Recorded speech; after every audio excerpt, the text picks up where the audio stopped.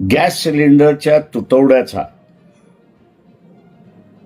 आज पहिला बळी गेला। आंधळी मिर्झापूरचे वंचित बहुजन आघाडीचे माजी सरपंच शंकरराव शिरसाट हे सकाळी 9 वाजल्यापासून गॅस लाईनमध्ये उभे होते।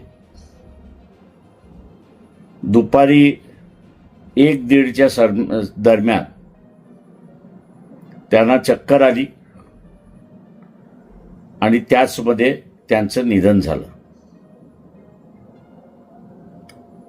गॅस तुटवडा होणार याची अगोदर कल्पना दिली होती।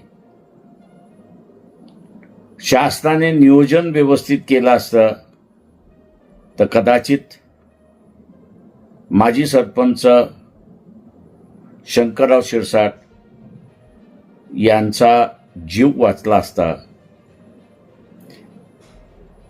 केंद्र सरकार, राज्य सरकार या दोघांचा मी असताना धिक्कार करतो आणि यापुढेही गॅस सिलेंडरसाठी माणसं दगावणार नाहीत याची दक्षता त्यांनी घ्यावी हीच। ताज्या घडामोडी जाणून घेण्यासाठी आजच बहुजन आवाज न्यूज चॅनलला लाईक, शेअर आणि सबस्क्राईब करा।